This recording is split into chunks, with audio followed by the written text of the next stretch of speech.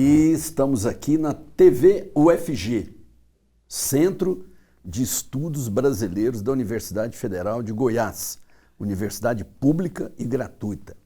Então nós estamos aqui hoje com a diretora da Faculdade de Informação e Comunicação da UFG, que é a professora doutora Angelita. Tudo bem, professora? Tudo bem. Aqui ao lado, o professor Anselmo Pessoa, que também foi diretor de faculdade aqui na UFG, foi diretor da Faculdade de Letras da UFG, foi pró-reitor de Cultura e Extensão e hoje ele pegou aí uma missão que é de dirigir a editora e gráfica da Universidade Federal de Goiás. Muito bem. Então aqui, gente, é o seguinte, só tem gestor, né, de coisa pública, né, porque eu também já geri, né, e é o tempo inteiro a gente está gerindo. Cinemateca Brasileira e o Centro Cultural Oscar Niemeyer. É coisa assim, nós sabemos o que significa gestão pública. Professora, a senhora está bem? Eu estou bem. De verde, né? Não é uma cor muito assim, Não, porque a gente é torcedor do Vila Nova aqui, sabe? Hoje eu estou no clima do país, muitas cores, todas Muitas as cores. Exatamente. Ah, que bom. Angelita, a gente Inclusive tem... combina aqui com as poltronas. Com as poltronas, que não Isso. são bem verdes, né? Professora,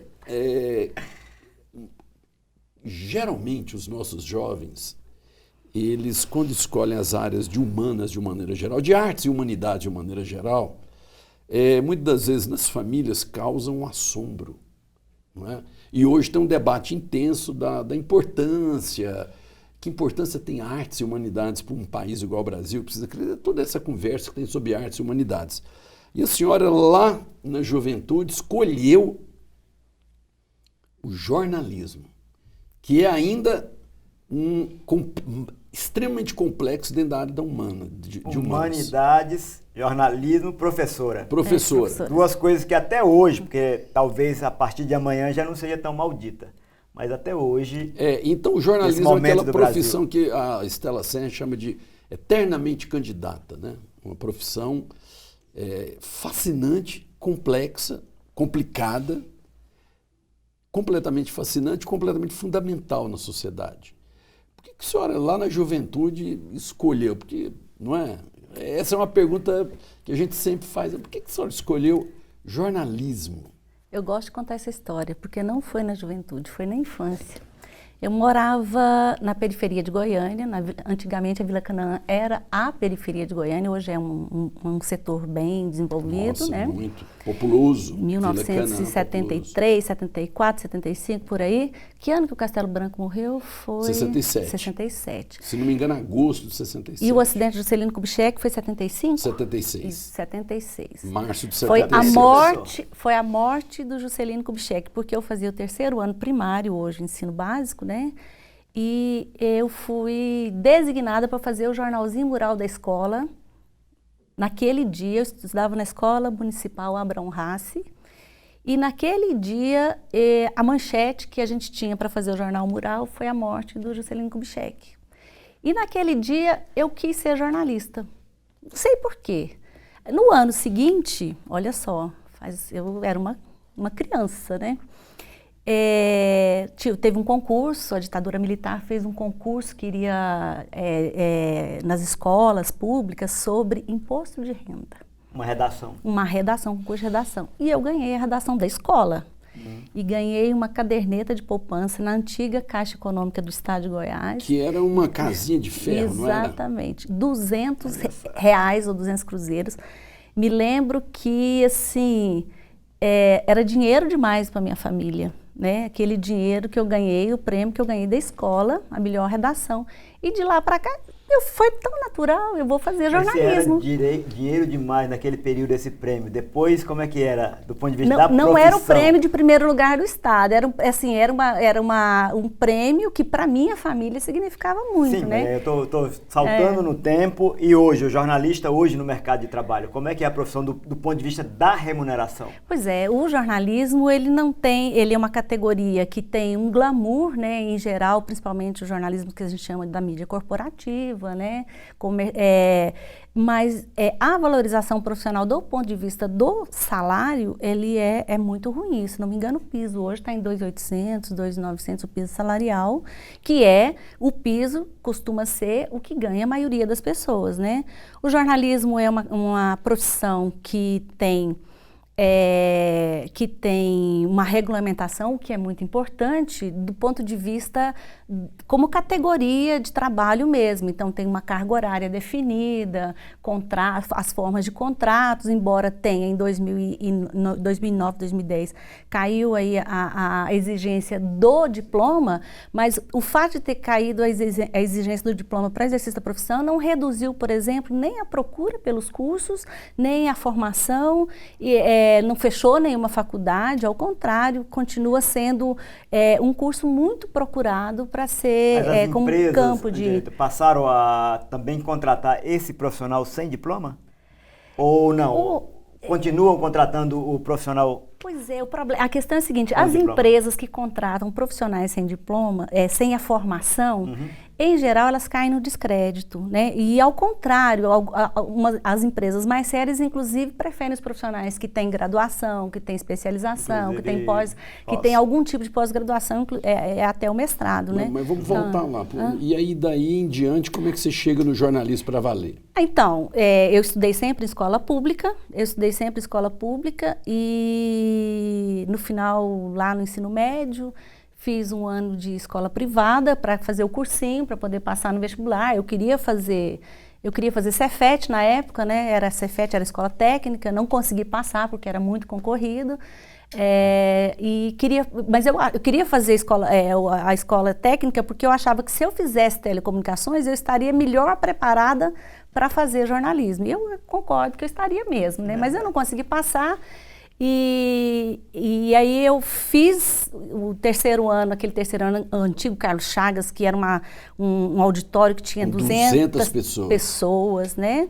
E eu, em 200 pessoas, eu era aquela pessoa que tinha a maior nota de redação, 200 pessoas, que era à noite, eu não trabalhava, eu só estudava, eu estudava à noite porque era mais barato e passava o dia estudando. A minha família, especialmente a minha mãe, montou uma estratégia que é isso que acontece com as famílias mais pobres, né? Para acessar uma universidade pública tem que ter uma estratégia. A estratégia da minha mãe era a seguinte: você não vai aprender a cozinhar, não vai aprender a costurar, você vai estudar. Você não sabe cozinhar não, Angelita? Sei, mas não porque a minha mãe falou, você vai aprender a cozinhar. Sei, claro que eu sei, né? Não, a gente porque muitas vezes a gente pergunta porque a gente gosta muito de... Eu não sei costurar, mas então, entendeu? Mas, Angelita, então aquela primeira experiência de criança, você eu nunca abandonei. Só que aconteceu o seguinte, como eu não tinha segurança de que ia passar no vestibular na universidade, aqui na UFG... E chegou a ser muito concorrido e o vestibular para jornalismo... Eram 40 vagas, eu fui a 39ª classificada. Assim, na repescagem, mas na época. O público, não sei se, me parece que mudou, mas naquele momento era muito mais difícil, porque muito também eram poucas vagas. Poucas vagas e pessoal muito mais preparado. Com certeza. Eu corrigi vestibular por 11 anos e na área de humanidades, quando nós corrigíamos jornalismo, era um nível muito bom. Pois é, exatamente. Na minha família, eu e uma irmã conseguimos passar, nós somos uma família grande, de 14 irmãos. Eu fui a primeira a passar, eu sou a caçula e fui a primeira a passar na universidade pública. E na época, então, eu não acreditava, eu não tinha certeza se eu ia dar conta de passar no vestibular, eu fiz também para direito numa faculdade privada. Aí sim gerou o problema, aquela questão. Eu passei em 2 vestibulares, para jornalismo e para direito. É claro que todo mundo queria que eu fizesse direito. E aí eu aceitei o assédio, que foi o seguinte: você faz um curso durante o dia e outro curso durante a noite pago. E durante um ano minha mãe pagou um curso porque a expectativa de ter alguém formado em direito na família ou essa ideia mesmo, né, de que seria um curso de mais, né? Só que eu não aguentei, né? Aí eu abandonei o curso de direito e continuei com o jornalismo, né? Isso porque tem um processo aí que era de convicção mesmo. Enquanto as duas era possível estudar em 2 faculdades, nas condições que eu estava, eu fiz, depois eu não consegui mais, né? Fez a sua opção de infância. E fiz, exatamente. E da sua época que você entrou na universidade, hoje a Angelita é diretora da Faculdade de Informação e Comunicação. Da época que você entrou, hoje você como diretora de uma faculdade responsável pela formação de jovens para ir para o mundo da comunicação, para o mundo do jornalismo, especificamente. O que mudou, essencialmente? Olha, mudou muito, assim, eu particularmente acho que hoje as possibilidades são muito melhores. Muito melhores, eu não tenho a menor dúvida. Nos 80 só tinha o popular, eu acho que... Não era só questão de mercado, não, estou falando de formação mesmo, formação. Quem chegou à universidade naquela época com alguma base, com leituras, com acesso a bibliotecas, chegou bem. Aqui, como os cursos eram, pelo menos o último, eu sou a primeira turma do novo currículo de 84, que é aquele que formatou, que ficou tudo muito pasteurizado. É óbvio que a formação é boa, a gente ainda estava lá no ICHL, eu tive contato com professores maravilhosos. Seriado anual. O sistema seriado, na verdade, ele engessou muito essa transdisciplinaridade e a possibilidade, por exemplo, de formação num curso como o jornalismo, que exige atualização e constante. O currículo era muito engessado. Nesse aspecto, eu acho que hoje as possibilidades são muito maiores, mas também significa que os desafios são muito maiores, porque porque uma coisa também que é muito aberta, muito flexível, a gente pode também não conseguir fazer uma boa formação. Professora, a gente vai continuar essa conversa no segundo bloco. Isso é uma vodka portuguesa. Ainda bem que a minha boca está seca. Não, mas a senhora não vai matar a sede com vodka portuguesa, mas a senhora vai gostar.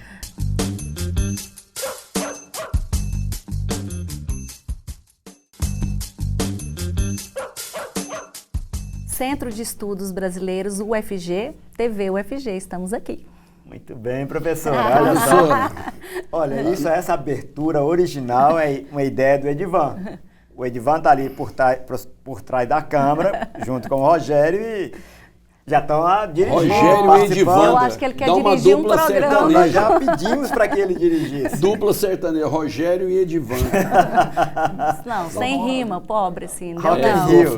Como empresário, você já... Dancei. Já dançou. A professora, no primeiro bloco, a senhora estava falando da questão da formação. Conta o que mudou na confecção dos currículos, o que foi mudando, que a senhora estava nesse raciocínio. Vamos recuperar então esse curso onde você se formou, que é o regime seriado, anual, totalmente engessado, quase impossível a transdisciplinaridade, era muito difícil. Tinha um arremedo de interdisciplinaridade. E aí depois disso me parece mas ele tinha uma vantagem, eu acho que é importante falar dessa vantagem, que é como as disciplinas eram anuais e o currículo engessado, a gente acabava fazendo muita coisa fora da universidade. Então foi um momento em que o curso foi muito rico em extensão. Por quê? Porque não estar na sala de aula exatamente por conta desse engessamento, a forma de enriquecer a formação foi a extensão nesse momento. Então, quem se lembra, quem passou por ele, eram momentos que, assim, nós tivemos grupos de extensão, projetos, em que o pessoal passava 15 dias numa aldeia. Mas eu acho que talvez tenha sido uma particularidade lá da antiga Facombe, porque na Faculdade de Letras, Departamento de Letras, nós não porque não era Facombe ainda, era o Departamento de Comunicação dentro do ICHL, né, de 84 a 2004, foi o período em que vigorou esse regime. Eu estou dizendo assim, é claro, uma particularidade, exatamente, e é uma particularidade porque comunicação e especificamente o jornalismo, ele é essencialmente extensionista. Extensionista no sentido de que, ou você faz uma formação técnica laboratorial e não estabelece nenhuma relação com a sociedade. Como é que você faz comunicação, como é que você faz jornalismo sem estabelecer relações nessa perspectiva? Então, de fato, é uma particularidade e eu pressuponho, e acho que alguns professores da época vão concordar, que nesse aspecto o curso tinha mais, digamos, mais vigor, né? Tinha mais vigor nessa perspectiva. E eu, por exemplo, fiz muita extensão. né, na minha formação. Viajei muito, fiz até projeto Rondon, a gente fazia projeto Rondon. Eu fiz projeto Rondon, você fez projeto Rondon? Projeto Rondon, fui líder. Eu fui líder no projeto Rondon em Tocantins, porque não existia o Tocantins, não é? Exato. Angelita, mas neste momento que muda o currículo é em função do quê? Das mudanças que ocorrem no mercado, em função do que ocorrem essas mudanças? Em 2003, 2002, inclusive, acho que nós três participamos desse processo, mas vamos recordar ali que o nosso ministro da Educação era o Paulo Renato, e que houve aí uma nova orientação curricular que era a passagem do sistema anual para o sistema seriado, com um princípio que vigorou naquele momento com muita força, que era a flexibilização. Esse princípio que norteou as reformulações curriculares, né, as diretrizes curriculares, não especificamente para um curso, mas para a universidade, para essa universidade, mas também para o Brasil inteiro, era o princípio da flexibilização. Mas a questão do seriado era só nosso, nós não tinha similar no Brasil. Tinha alguma universidade ou faculdade do interior, mas não tinha nenhuma grande com o nosso sistema. O sistema nosso naquele momento. Eu não tenho certo, mas ele era realmente. Nós estudamos isso, não tinha. Naquele momento, o pós-seriado, todo mundo fez esses novos currículos, com essa ideia da flexibilização, mas nenhuma outra tinha um regime seriado como o nosso. Então, aí como a universidade, a UFG especificamente, estava debatendo, fazendo uma mudança radical, e foi um período de muita discussão. A professora Selene, se não me engano, a professora Selene foi a nossa pró-reitora de graduação já no reitorado da professora Milka, né? E a professora Selene, passei no concurso aqui na UFG em 2002. Em 2003 eu já estava coordenadora de curso. E então eu me lembro. Foi quando eu voltei do doutorado e nós pegamos firme para mudança curricular. Para mudança curricular. A professora Selene era a nossa pró-reitora, e eu me lembro assim de discussões muito acaloradas, vamos dizer assim,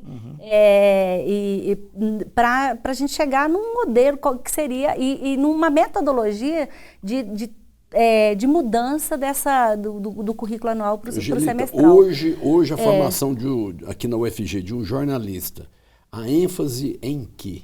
No texto, no visão de mundo, estratégias? Naquele momento, eu vou voltar ainda, porque eu acho que é importante. Naquele momento, a gente concebeu a formação do jornalista em ênfases. E a tal da flexibilização, ela se deu exatamente isso. Olha, a ênfase no impresso, a ênfase no audiovisual e a ênfase na pesquisa. A gente pensava que naquele momento, se nós tivéssemos uma formação em pesquisa a partir da graduação, nós iríamos fortalecer a pesquisa em comunicação e especificamente no jornalismo.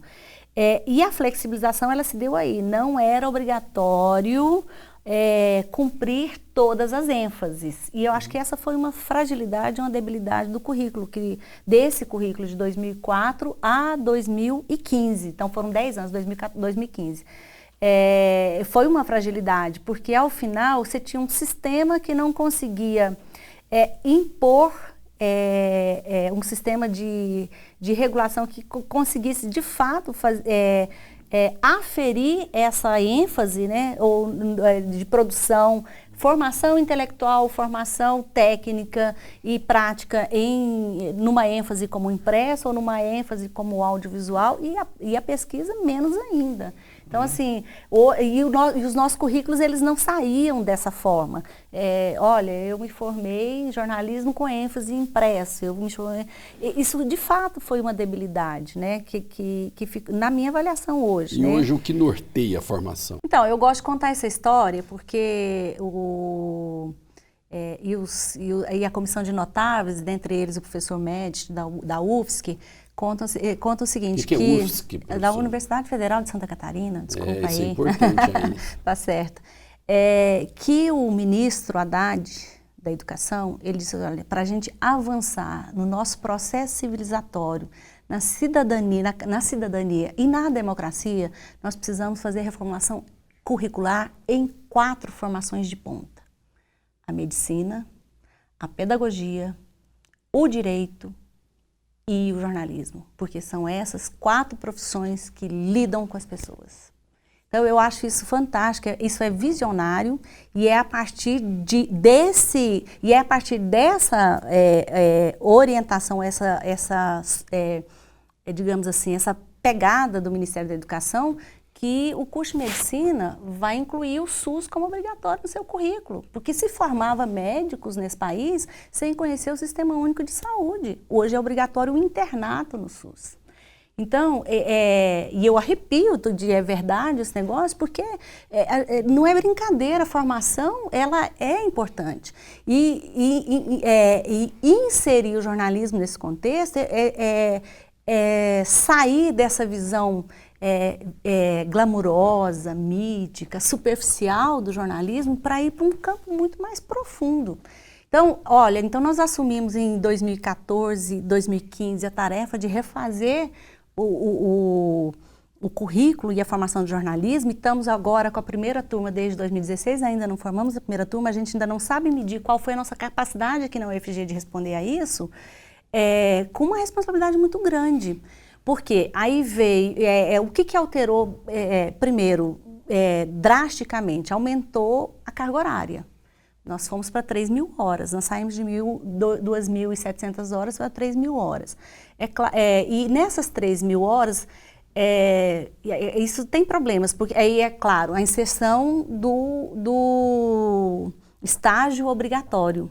Então, isso veio com as novas diretrizes, o estágio obrigatório. Então, nós fomos discutir a questão do estágio obrigatório na relação com o mercado, e aqui na UFG a gente encontrou uma saída que foi o seguinte: nós temos um complexo de comunicação na UFG, nas universidades, então nós vamos priorizar o estágio, essa carga horária que é disciplinar, que tem nota, ao invés de encaminhar o nosso aluno e a nossa aluna para um mercado que vai explorar a sua carga horária, explorar no sentido assim, é claro que tem o aprendizado, é claro que tem tudo isso, mas assim, não pagando, né, porque nós decidimos que o estágio obrigatório ele não seria remunerado, e é uma carga horária, por que ela não é remunerada?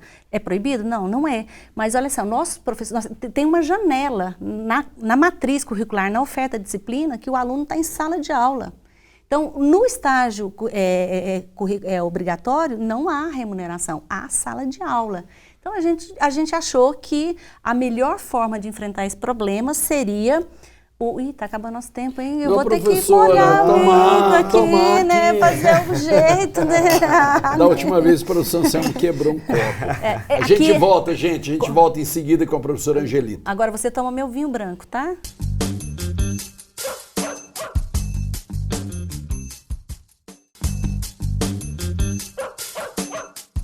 Nós somos o Centro de Estudos Brasileiros, aqui no estúdio da TV UFG, essa parceria vitoriosa.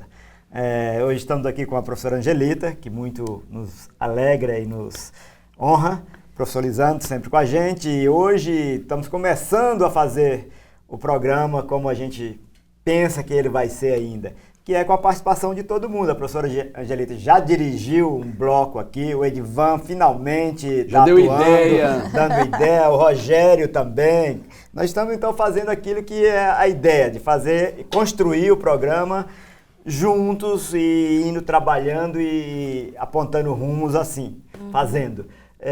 Recuperando, pois não, professor? Não só fiz aqui. Professora, recuperando para a gente um pouco mudar de assunto, e como é que ficou, então, essa transição para esse currículo que é o atual? Então, eu penso que esse currículo ele é muito melhor. Ele tem essa abordagem em formação cidadã, cidadania, tem uma abertura bem maior para temas atuais, né? Nós já tínhamos uma boa experiência do currículo anterior, as disciplinas especializadas, elas continuam sendo disciplinas bem pujantes. Eu acho que jornalismo político, jornalismo literatura, jornalismo investigativo e jornalismo em relações de gênero. A gente tem feito assim boas experiências, né?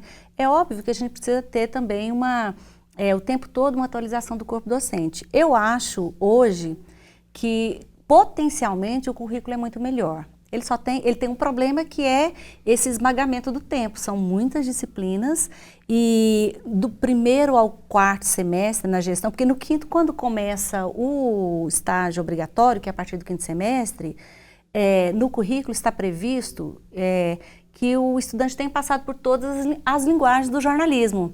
O impresso, o audiovisual, o digital. Para quê? Para que em qualquer campo que ele for estagiar, ele deve ter tido mínimo de formação nesse campo aí, do ponto de vista das linguagens.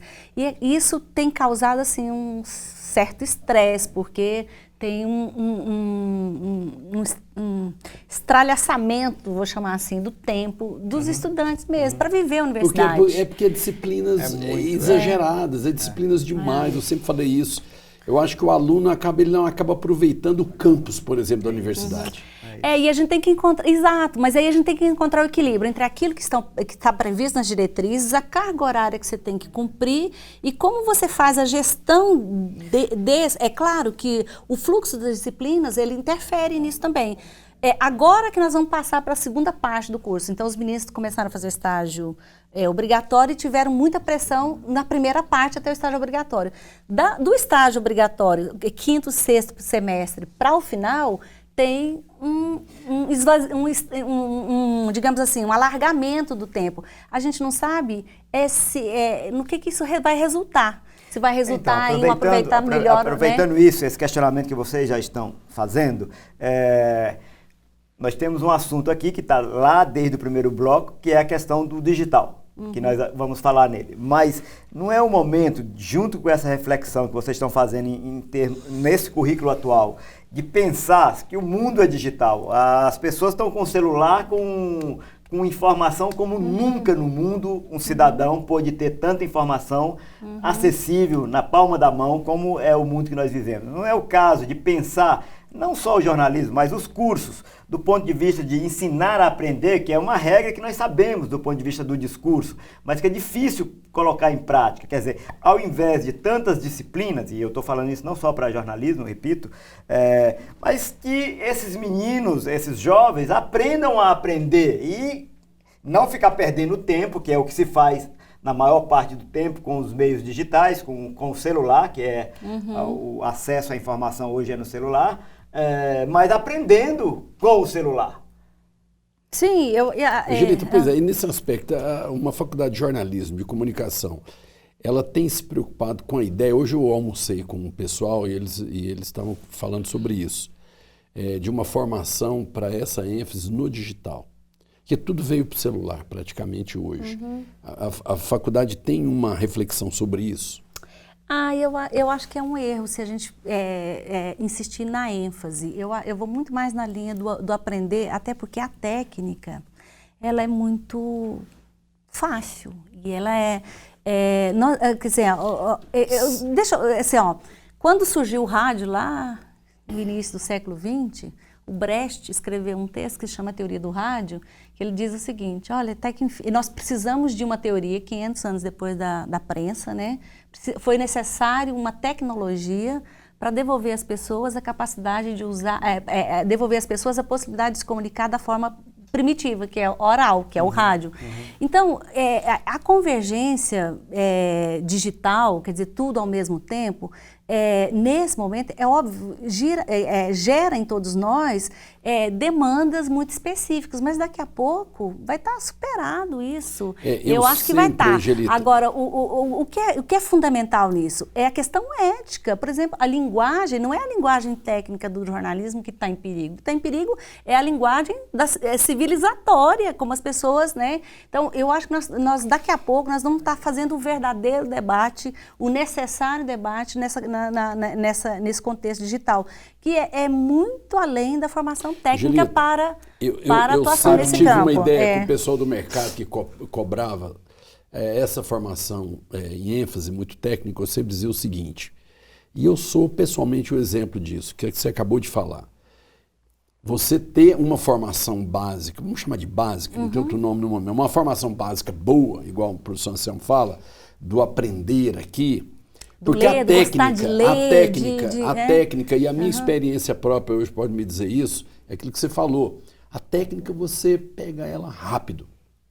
A técnica você pega. Agora, se você não tem formação, se você não tem repertório, não tem repertório, não tem curiosidade, não tem ambição de aprender. Você pode dominar o celular, todos esses mecanismos que tem hoje de edição de celular, mas você não, o que você tem para oferecer? Então, aí eu acho que nós caímos em algumas armadilhas, o textinho contra o textão, que o textinho que é o adequado. Depende. Isso. Se o textinho diz bobagem... É esse, todo mundo, quando nós falamos... A revista Piauí demonstrou isso. Se o textinho diz bobagem e o textão... Uma das revistas que mais... Não é isso que está em contraposição, e uma não pode das revistas que mais, os textos que mais reverberam no Brasil é de uma revista que quase não tem ilustração. A convergência das técnicas, da tecnologia bem feita é muito bacana, porque aí você tem uma reportagem que você pode usar o audiovisual, fotografia, só o áudio, você pode, enfim, isso é bom, isso é ótimo.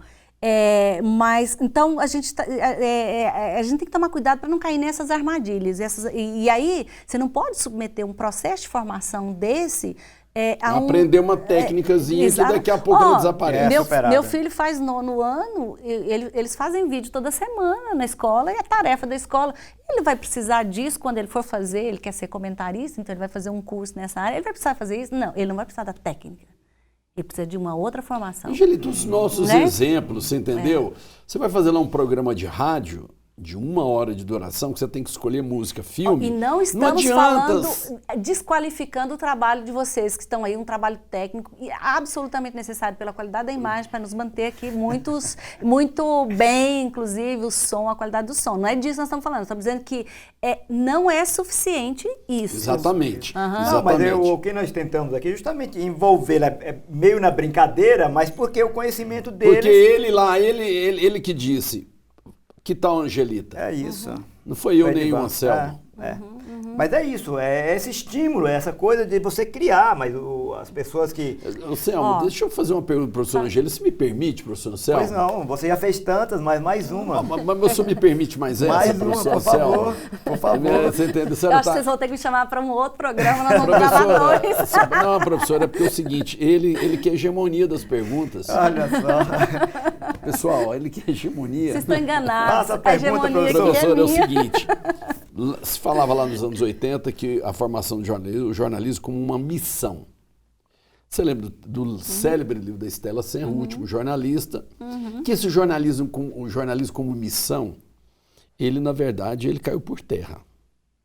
Não é uma missão, porque a missão tem a ideia do missionário, não é? É muito mais um jornalismo que dialoga com suas fontes, com a sociedade, é um outro tipo de jornalismo.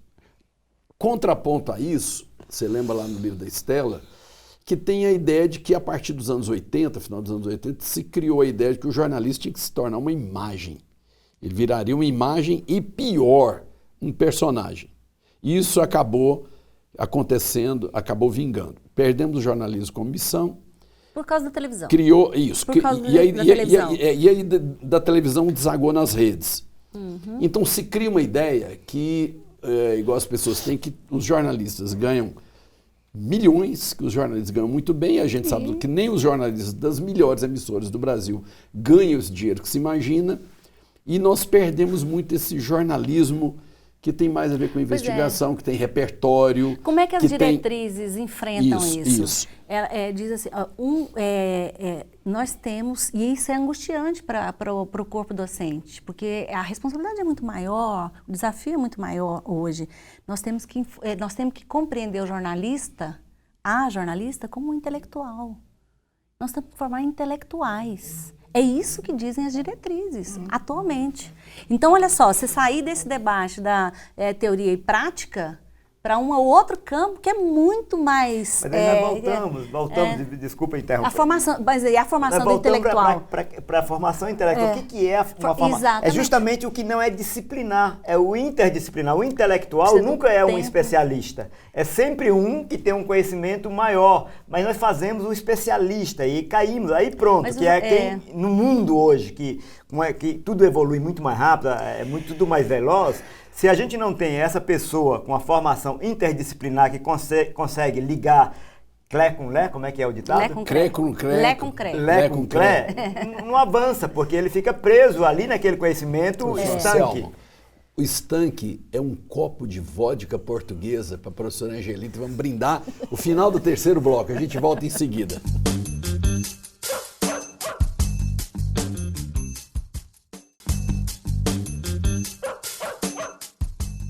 Centro de Estudos Brasileiros. TV UFG. Voltamos com a professora Angelita, que é diretora da Faculdade de Informação e Comunicação da UFG. A professora Angelita, ela é danada, viu? Ela está aqui fazendo umas discussões. Professora, o jornalismo no mundo digital hoje, qual que é o grande desafio dele? Sei que é uma pergunta difícil, muito generalizante, mas qual que é o desafio? Onde é que é o impasse? Tá, tem o jornalismo e tem o jornalista. O jornalismo, ele tem um desafio muito maior nesse mundo digital. Tem um teórico aí, o professor Ramonet, que ele diz que informação demais intoxica e desinforma. É verdade. Então, E ele tem toda a razão. Então, nessa profusão de informações, e nem todas as informações são jornalísticas, nem todas as informações passaram por um processo de apuração, por um processo de checagem, vamos dizer assim, que é a palavra da moda. O jornalismo ele tem um desafio imenso, que garantir esse processo nesse mundo digital de profusão a gente chama de dados aí, né, não só de informações, e transformar isso em narrativas do mundo contemporâneo, a leitura do mundo contemporâneo. Se o professor Nilton estivesse aqui, ele ia dizer assim, que o papel do jornalista, então, nesse caso, ele até deixa de ser esse mediador, ele passa a ser uma pessoa que vai garantir que essas outras pessoas que não são jornalistas a lidarem com esse jornalismo, inclusive, né? A cumprir um outro papel mais, digamos assim, mais mão na massa. Agora, do ponto de vista da produção da informação, qual é o grande desafio? Então, você tem aí o Wikileaks, agora chamado de o vazador, né? O Wikileaks que libera aí 2, 3 teras, 4 teras de informações. Informação de dados. Dado não é informação. E informação não é jornalismo. Jornalismo é a leitura que se faz da informação que foi, aí o termo é técnico, mineralizada daqueles dados. Então, do ponto de vista técnico, você tem aí a ciência da informação, você tem a teoria do jornalismo, você tem uma série de outros campos aí que tem que se articular com a sociologia, com a psicologia, com tudo isso que envolve esse universo mais complexo hoje da informação. Então, o jornalismo digital, ele está muito além e vai muito além da formação técnica. Não pode ser. Não é jornalismo se limitar a isso. Mas juntando todas as questões com um momento que o mundo vive, em particular, uma crise geral, mas muito particular no Brasil, a crise nossa também tem características próprias. Esse jornalista que você falou muito bem do ponto de vista do que se pensa em termos de formação para esses jovens.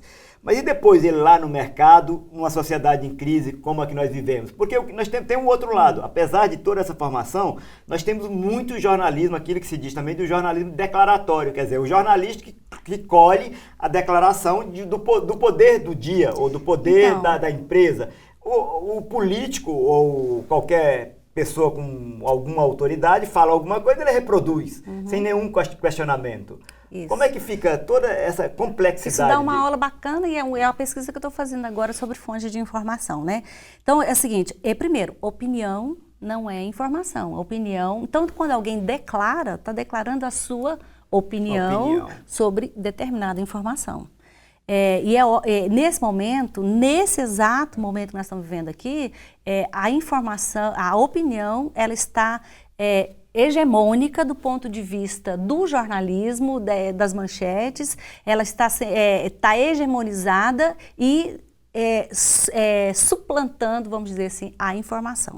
Então, tem um desafio imenso aí, que é claro, gerada aí nesse contexto digital, Então, a formação, não só do jornalista, mas a formação de público aí, as pessoas têm que, a gente precisa que as pessoas entendam o que é o jornalismo, como se dá esse processo e que opinião não é necessariamente informação e que opinião jornalística não é opinião pessoal, não é gosto. Ela tem que estar baseada numa leitura da realidade. Tem um repertório que segura aquilo ali. Exatamente. Então, tudo isso, é óbvio, rebate em nós, professores. A nossa responsabilidade é muito maior nesse aspecto. E a gente recebe estudantes de muito mais... uma maior diversidade. Maior diversidade, com diferentes carências, e aí eu não estou chamando carências somente... Tem o aluno trabalhador, mas tem o aluno carente no sentido de... Do ponto de vista da formação da mesmo. Experiência mesmo, da vivência, são muito jovens. E isso vai rebater na universidade. A universidade tem que encontrar uma forma de responder. Estão entrando jovens demais, você jovens, não acha, Angelita? Eu continuo acreditando que a universidade é mais o ambiente universitário. Nós temos que trabalhar cada vez mais a questão do ambiente. Que esses jovens, e nós também, e os técnicos, todos nós que estamos nesse ambiente, a gente aprenda, não só dentro da sala de aula, mas em todos os momentos que nós estamos aqui. Isso aqui é uma oferta de conhecimento. Isso eu acho que antigamente foi melhor. Eu também acho. Eu acho que você tinha tempo para tomar café e encontrar com um colega. Tinha pátio. Não tinha dinheiro, mas tempo. Tinha. Não, tinha tempo. Tinha tempo. Você tinha tempo, você tinha ali uma formação. E aí a universidade, por uma série de outras questões que dariam um outro debate, ela valoriza mais, e o sistema também valoriza, o estudante que termina em 4 anos e aquele que resolve ficar 1 ano a mais, não é resolve, ele passa a vivenciar a universidade e demora um pouco mais para se formar, ele é preterido do ponto de vista do reconhecimento acadêmico. E é uma contradição. São paradoxos que a gente vai vivendo. Eu, por exemplo, gostaria que alguns alunos permanecessem mais tempo, teriam mais tempo de amadurecimento e tal. Mas ele tanto do ponto de vista das suas necessidades de ir logo para o mercado, né? Aí você perguntou sobre o mercado. Bom, a crise do mercado, dependendo da crise, não vai ter um emprego também, né?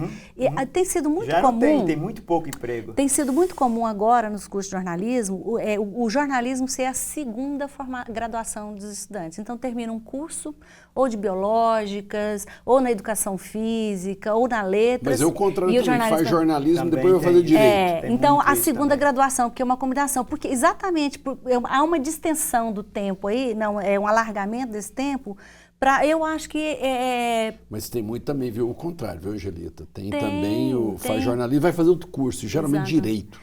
Mas isso não é pra gente dizer que o curso é ruim ou que não é da empregabilidade, essa coisa. Isso é pra dizer o seguinte, porque é uma angústia, uma demanda de formação que essa formação muito segmentada não dá conta de resolver. Cada vez mais especializada. Então, aos que conseguem, têm condições, isso é muito bom. Perfeito. E a gente não pode entender isso como um desperdício, ao contrário. Não, claro que não. São pessoas que não... Nós temos aqui... Eu sempre espero que ao final da formação a gente tenha formado uma pessoa com sua capacidade de cidadania melhor, com seu processo civilizatório mais desenvolvido e com capacidade de aprender e a esperar esse momento da experiência. Chega um momento que amadurece. E o tempo da universidade não é suficiente para amadurecimento. É só lamentável que eles entram muito jovens. Quando eles estão começando a amadurecer, eles já estão saindo. Mas se não tivesse mesmo entrando jovem, porque eu acho que isso não tem como, mas entrando jovem e recebendo um ambiente que deixe com que eles sejam jovens e que tenham esse tempo para amadurecer, e nós estaríamos cumprindo um bom papel. A questão é que eles entram jovens, apressados, e nós empurramos eles apressados para sair, para enfrentar hoje nada, porque depois não tem. Antes tinha a perspectiva de emprego, hoje não tem a perspectiva de emprego.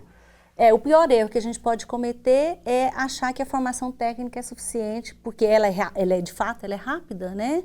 Ela é suficiente. Então, por exemplo, você perguntou do mercado de trabalho, voltando aí. Os jornalistas que se destacam são aqueles que têm as melhores experiências na universidade de extensão, que fazem aquelas experiências que os outros não podem fazer, né? São os que, por exemplo, eu dou uma disciplina que eu gosto mais, que é jornalismo literário.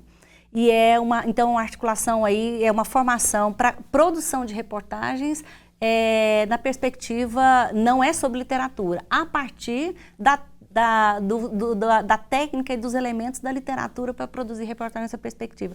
Isso obriga a leitura, isso obriga um amadurecimento, isso obriga um processo de imersão cultural, mas não é só cultural, é também em relação ao outro, né? Uma alteridade aí, que desenvolve uma alteridade que é fundamental. Isso vai fazer diferença. Ele pode ir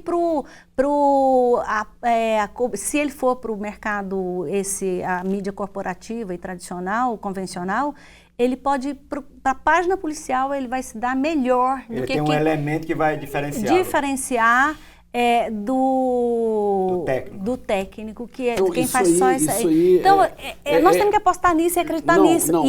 Isso resgata a dignidade. E não só acreditar, porque é o seguinte, e nós acompanhamos o mercado, ou a sociedade, nesse tempo todo. É um divisor de águas quando tem uma faculdade de jornalismo, a partir daí, final dos anos 70, que muda o jornalismo em Goiás. Estamos terminando o programa, professora? E aí eu queria chamar a atenção para uma questão que eu lamento muito, que no estado de Goiás nós só temos cursos de jornalismo na capital. Nós só formamos jornalismo aqui na capital. E a gente não tem uma formação... Olha só. Na capital... São vários. São vários. Okay. A partir dos anos 2000, até 2000 só tinha na UFG. A partir dos anos 2000, nós somos 5 cursos, né? 5 faculdades que tem. Mas é em Goiânia. E aí você tem, assim, um lastro muito grande. Rio Verde, que é um grande mercado. Não vou falar do mercado, vamos falar assim, de gente, de experiência, de repertórios. Então, se você tem jornalista lá em Cavalcante, você tem uma outra visão, uma outra possibilidade comunicacional, de informação. Outro fator civilizatório. Em lugares que têm experiências centenárias, como os Calunga, em lugares que... E nós só formamos aqui na capital. Então, assim, porque tem... E eu realmente não consigo compreender por que a gente ainda não se despertou para essa necessidade de...